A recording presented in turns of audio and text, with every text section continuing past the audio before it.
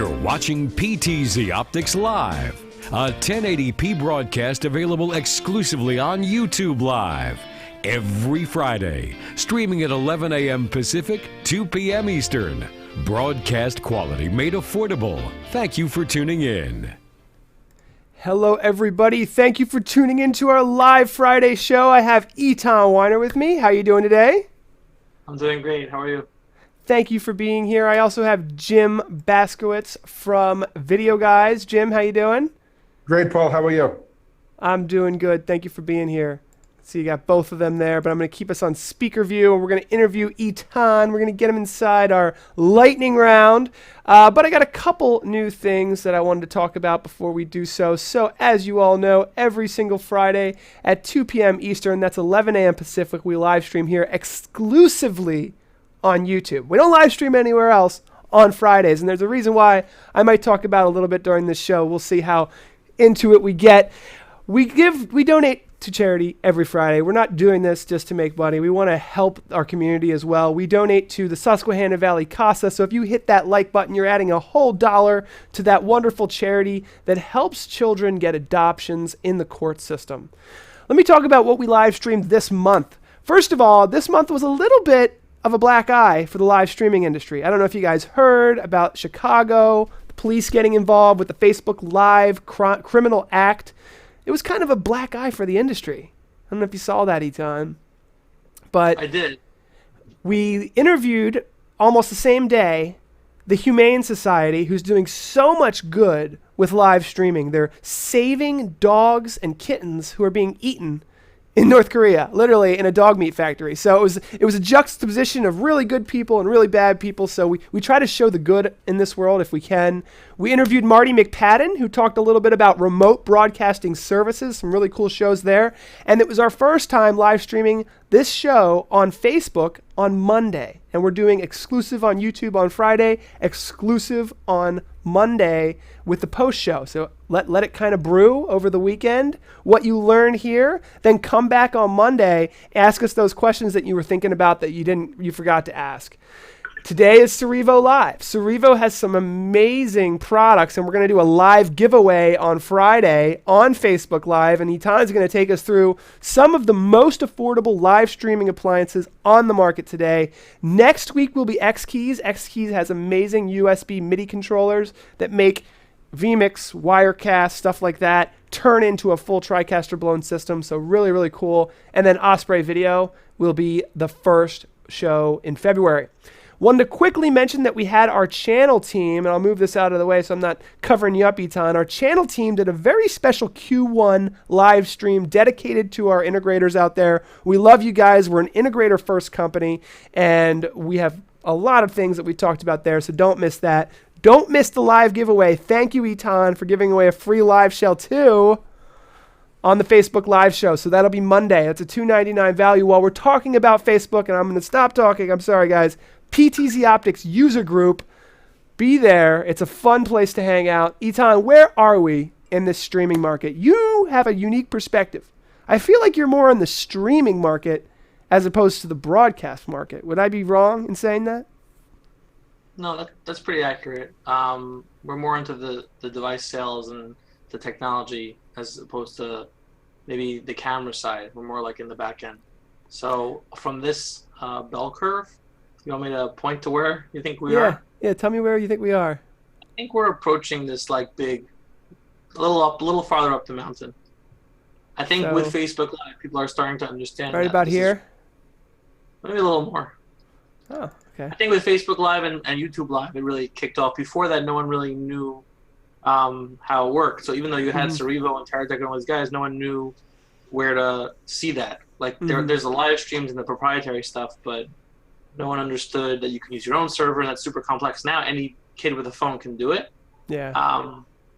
The problem is that's with a phone. So if you really want to do it with a high-end camera, or something even cooler, or a GoPro, you need an external device like a Cerevo or an encoder. And as you mentioned, that crime thing was a little interesting, but I think people just know what it is. I think it's also slowly taking over that whole satellite truck news instance, and yes, some of the numbers I see and the verticals. It's really exciting. I mean, some of the just small churches are getting more viewers on Facebook Live than like some of the small television networks. Like the numbers, they don't lie. Really quickly, speaking of churches, we have a new house of worship streaming directory. So if you're working with houses of worship, or if you are a house of worship, you can join our streaming directory, and we're going to be dedicating everything, a lot of our next marketing specifically to churches, because I looked at the numbers and 25% of our customers are churches. I had no idea. Last thing I wanted to mention is these Facebook Live reactions. We've been getting an incredible response to Facebook Live reactions. I made some tutorial videos on this. You can live stream a question and have emojis kind of have a live counter there. Every live Monday show, we're going to be asking you guys questions and doing a live Facebook reactions countdown. That's one of the main reasons, another reason why we go exclusive to Facebook, and we don't blur the lines between places to live stream. Let's just put it there, leave it there. Eytan, are you ready for the lightning round? I'm ready. Here we go.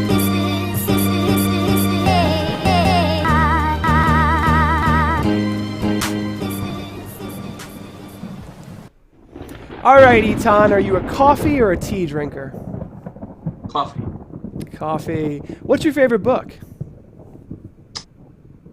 I like Da Vinci Code. Ooh, cool. iPhone or Android? Android all the way. Nice. Finally got an Android guy. Everyone has been saying iPhone lately. Mac or PC? PC. If you had to live stream to YouTube or Facebook and you couldn't do both at the same time, and you only had one choice, where would you stream? I think now Facebook. Yeah, it's going that way. Developments. Here we go. Last question. If you had 24 hours to relive a piece of history, anytime, anywhere, where would you go? This was a toughie. I was like trying to figure it out. Anytime, anywhere. Yep. I would say this is like random. I would say Pearl Harbor. Okay, there you go. All right, well, let's keep this rolling. Give us an introduction to Cerevo and your company, Quantum Networks, the exclusive distributor here in the United States. Sure. Well, thanks for having me. Quantum Networks is a New York City-based, primarily e-commerce and distribution company. We work with lots of new up-and-coming brands and cool technology companies in the U.S. and company overseas. Cerevo happens to be a Japanese company. So we're a product reseller and distributor. Cerevo is interesting. We found Cerevo like 5 or 6 years ago as we look for these new up-and-coming brands, and we help market them online and get the word out. And they had really cool products. It was started by an engineer who was a former Panasonic guy. It actually stands for Consumer Electronics Revolution, which I didn't know until a few months ago.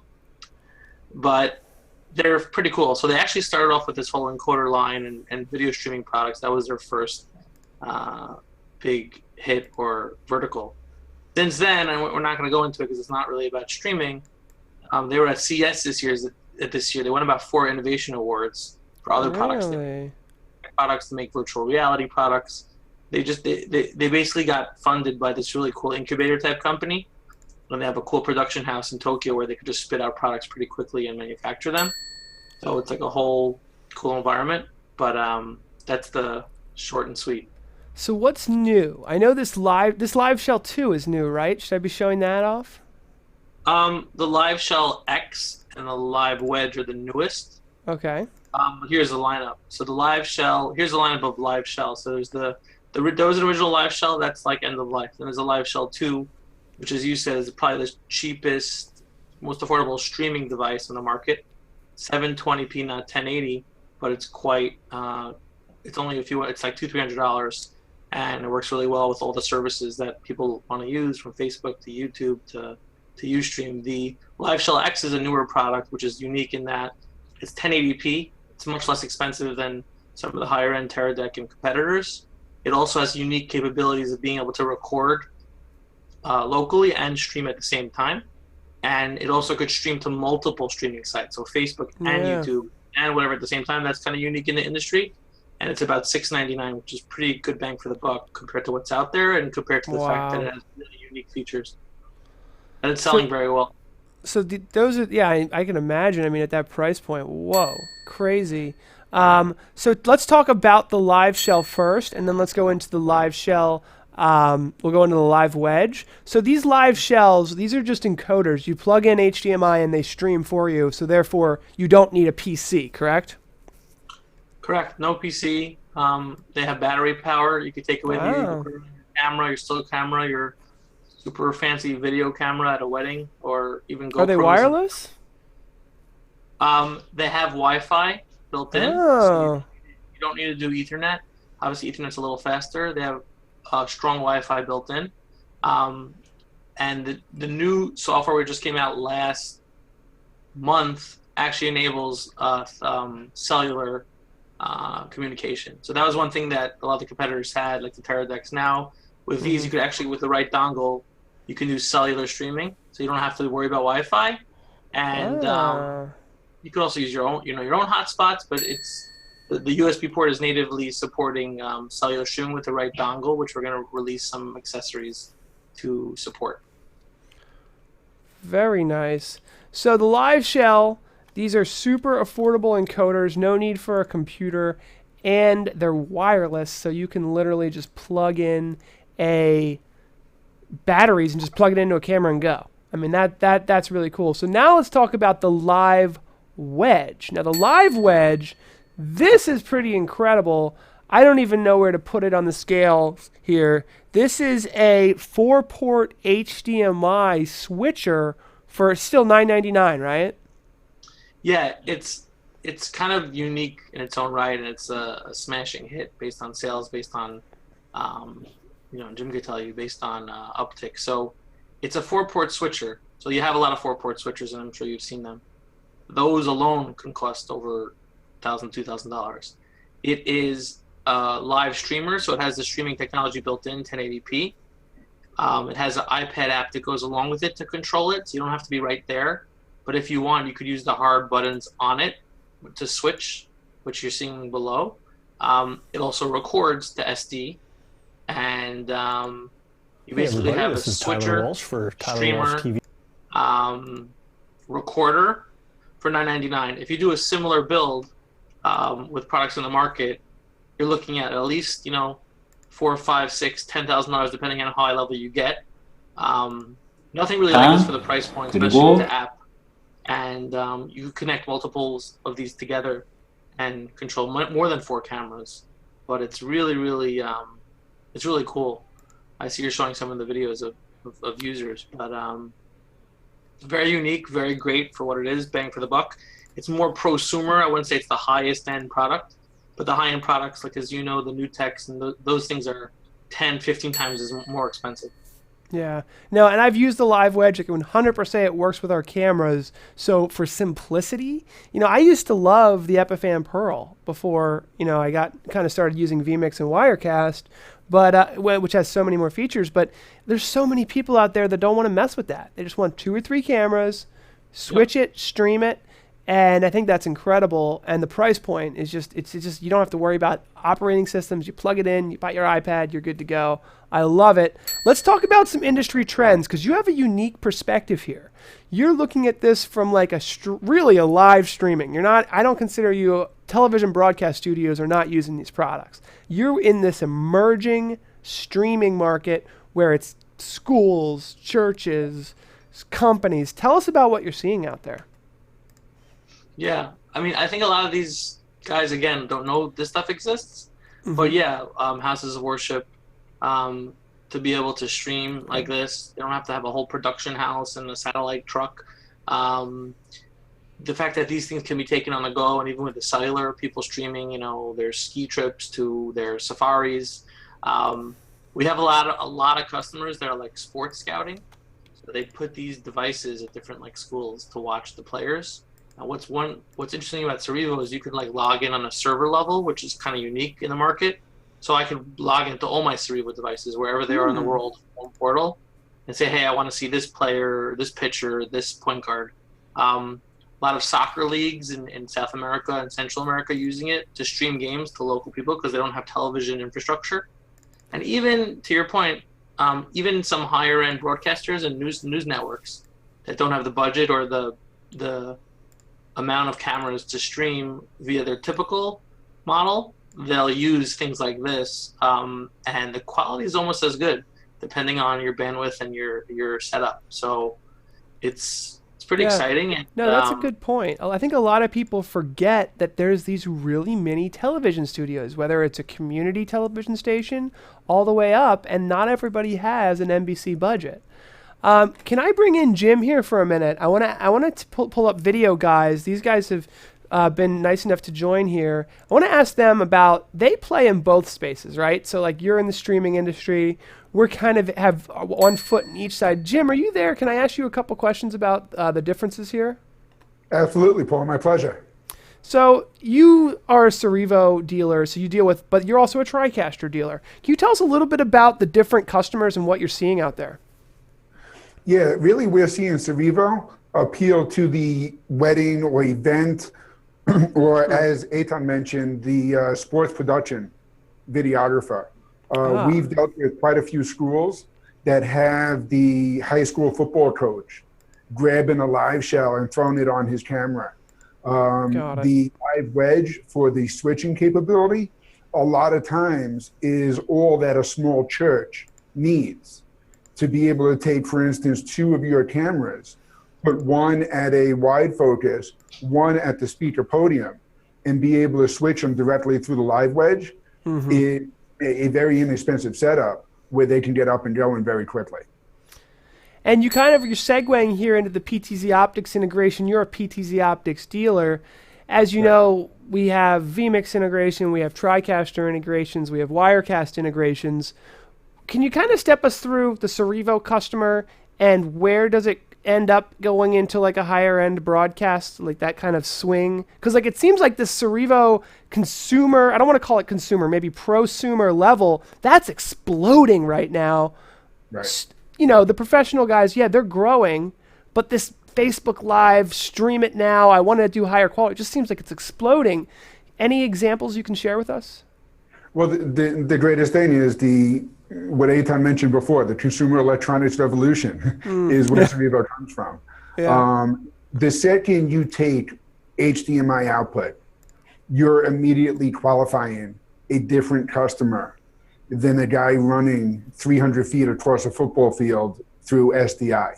The HDMI customer could be somebody with a GoPro camera on the sideline that just wants to be able to feed it out and use the LiveShells.